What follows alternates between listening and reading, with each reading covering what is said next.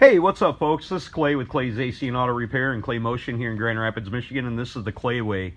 If this video seems to be helpful for you and you want to consider subscribing, please do so down below.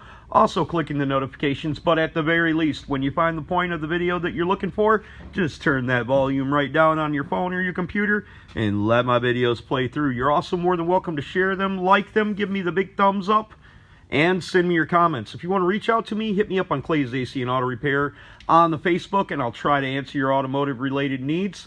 And remember, if anyone else can do it, you can do it too. Today we're working on a Pontiac Torrent, but this is going to be the same information for a Saturn Vue and the Chevy Equinox. So what I'm going to do right now is give you guys a brief overview of the parts that we took out at the beginning of the video. This is a very encompassing job and is not recommended for the amateur. I think this information is going to be helpful, and you need to know what you're going to work with before you actually start this job. It is a very, very large job. I figure looking at this stuff first, then doing the actual job will make it simpler for people. I will not show you every single nut and bolt that you remove because I wanted the video to be short, but I still think it ended up being about 17 minutes. I did the absolute best I could, but this was a very frustrating job. Okay, so we've got our heater core out. This is the main bar that is behind the dash, and we removed the plastic. Our biggest trouble was right down here. These plastic clips that go into here did not want to let it remove off of the studs that it fits onto. It seemed like the thing was still secure to the vehicle because of these plastic clips right here. So that was a real troublesome area for us. But I thought, giving y'all an overview of the front and the back, which I'm going to do here in a little bit, the back, might be somewhat helpful. I want to take special note that there's screws on the heater box where this screws to, and that's primarily where these studs are. Flip it over so you guys can see what's going on. This may be helpful for you when you're taking this out. I did the absolute best job I could of showing you guys as much as I possibly could, but me and Jeff both were working on it at the same time, so it was a little bit of a pain in the butt to do this, and we're going to go ahead and put it back in. This is what we had when we had the heater core actually out. We had a couple nuts, which I'm going to talk about later on in the video. I think this is going to be the first part of the video, that we pulled the heater core back, the heater box back just a little bit. We had to evacuate the AC system. This actually probably could have stayed in the car, the brake pedal assembly. And if this is helpful to someone, we have the whole thing taken apart. So the part we're going to install is a ProSource 92010.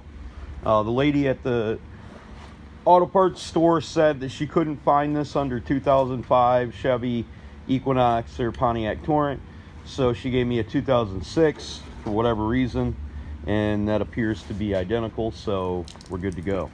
Today we are working on a 2005 Chevy Equinox, Pontiac Torrent, and Saturn Vue. This information contained in this video is not going to be identical to every model, but I'm going to show you how to do this, and it should be very, very, very similar. So the first thing that we're going to do is we're going to open up our glove box. We're going to push in on these little tabs right here. You just push in on the center of them, and it should spring back and pop out, and then you'll be able to pull these clips out and pull this cover off right here.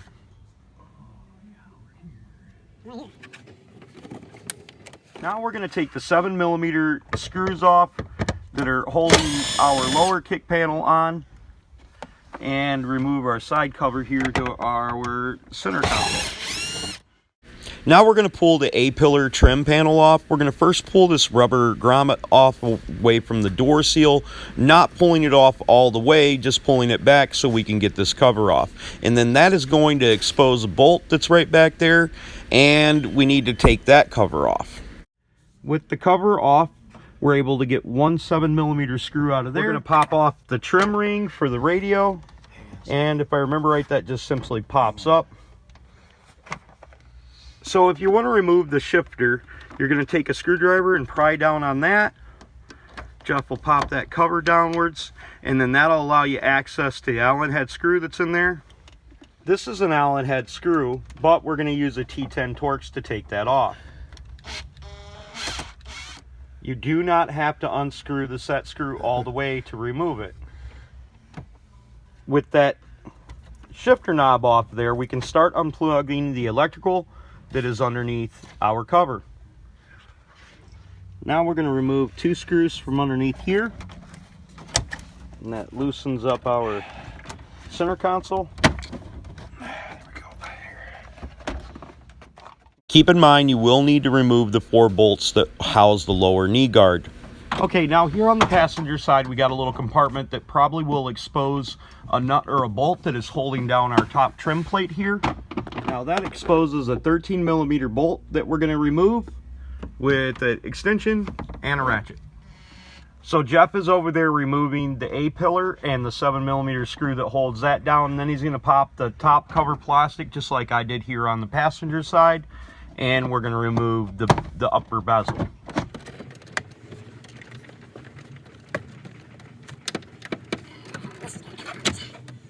I didn't think we were going to have to take this much of the dash apart. I don't know that we had to take a radio out, but I guess I'll explain that at the end of the video. I was looking to see if we can do it faster. Jeff took out 3 7mm screws that held the bottom of the trim panel for around the steering column, and then removed the top portion of the steering column, and is now prying out the bezel that goes around the instrument cluster. Now we may be able to pry up on this, but we might have to take something off on the other side to get the top portion of the instrument cluster dash off.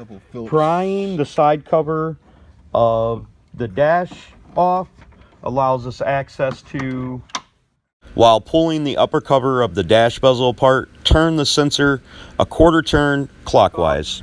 The guard that holds underneath the steering column, so we can remove the 4 bolts that hold the steering column up to the structure of the dash cluster inside.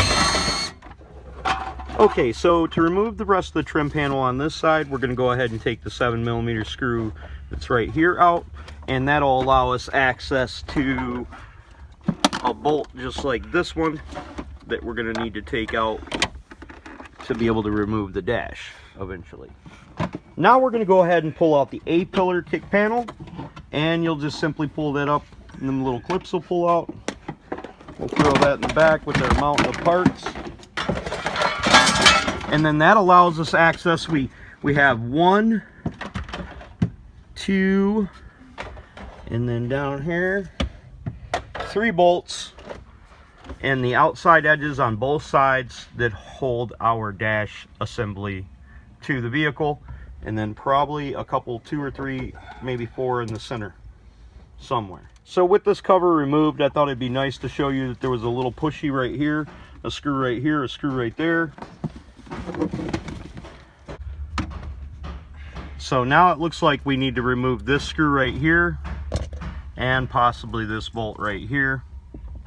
If you do end up removing the 10mm screws, make sure that you take special note that there's a ground strap that goes here, and then that 13mm goes there, and our dash is starting to come a little bit looser. Okay, so we've taken out 4 bolts that hold our steering column on, 1 13mm bolt that held nut and bolt that held our U-joint on for our steering. Now we're going to take out a whole bunch of 13mm nuts that hold our metal bracket to the firewall. So to take out the 1 bolt that I believe needs to come out so the heater box stays inside the car, I use my electric ratchet wrench to take that 10mm bolt out back there. If this makes it to the video, this nut, it's right down here on the end of my screw gun needs to come off too. So we needed to remove the fascia of the airbag. So we had a bunch of screws along the lines there. And then we had screws up underneath here that we removed. And then a couple screws on the outside of here. And then that allows us to remove the fascia of the airbag. Now what we're gonna do is up underneath here, there are pockets with holes. You need to stick a 10mm extension in a socket up there and remove the 2 screws that hold down the airbag cover, or I'm sorry, the airbag itself. Okay, to get the right side bolt out of the airbag, we can view it through right here where the radio opening is, and Jeff could have looked at it from right here real easy. I haven't quite figured out how to get the passenger side one out yet.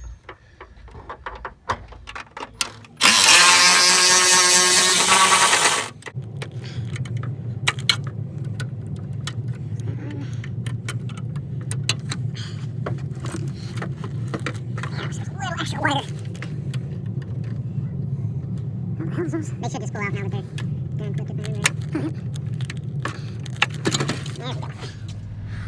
Now I'm certain that taking all this plastic off is probably not necessary. At least I think it's not necessary, because the metal portion should house the plastic portion together. But we're taking it apart, and I'm sure once we get it out, we'll go, crap, we could have just done this, this, and that, and it would have came out. Okay, to get the plastic backing portion apart, we're going to have to drill out these rivets on ours. It's the only thing holding on the plastic backing portion. You will have a total of 6 rivets, I believe. 2 there on the camera, and then 2 to the left. So I thought I would give you a view from this side, because I haven't worked from this side very much, on what screws we have out. To remove the data link connector, you will need to push on the left and the right to push in the clips. Overview of the plastic. To remove this little circuit board right there, push the clip closest to the window and raise it up. Hopefully this is helpful for someone. We've got a crud ton of nuts that we took off down here for the metal bracketry.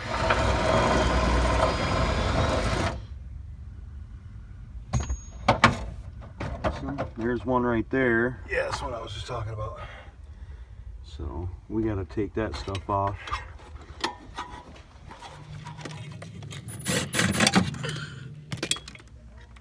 Okay, we completely disassembled the power steering unit. We didn't think you have to take it all the way out. You could have left it connected at the U-joint, but that's the way we did it. Okay, during the inspection of this and thinking for quite a while that we've had it loose and it should be coming out, we realized that it does have to go up and come out. So we're figuring that out right now. Okay, in our situation, behind the pedal there, we got 3 bolts, nuts that we took off. You can kind of see it there, right there. And behind there is bushings, and they're holding us up from being able to push the metal framework out of the way and get it lifted off of the frame. So keep in mind, this problem may be the same problem you're having at home. So as you can see, we got it out. We stuck a pry bar right here, raised the pin up out of the heater box, and we're able to get it past our 3 bushings that were right there that were causing us all the trouble. Okay, so in order to expose the heater core, we needed to take out 3 screws right down there, and 1 right there, and then that exposed our heater core. Thank goodness. I didn't eat my Wheaties this morning, but now I wish I would have. Now underneath the hood, we are going to remove the 2 heater core hoses that go into it. Make sure you drain your coolant, etc. before you take off the hoses, or put a catch pan down to catch the extra coolant. Okay, so now we need to remove 2 10mm nuts that hold on our heater box to the firewall, and they are above the AC lines and below the heater core lines. We will also need to evacuate our air conditioning. Then we need to remove the 13 or 10 millimeter nut that holds our evaporator lines to the H block. With it out, we can definitely see that she had the signs of the drip. So we'll be putting a new one in there. Good to go. What a pain in the butthole. It definitely wasn't an easy task, but we probably saved about $1,000 not taking it to the auto repair shop. So great job, folks. Hopefully you find the video interesting and helpful if you're doing this job at home. Sorry I missed a couple little things here and there. You just got to use your head. Be patient. It will come out. God bless you guys. Remember, if anyone else can do it, you can do it too. Please consider subscribing, clicking the notifications down below, sharing my videos, giving me them big old thumbs up, sending me your nice comments, emphasis on nice. If you got a question for me, hit me up on Clay's AC and Auto Repair. I'll certainly try to answer them if I possibly can. Have a great day.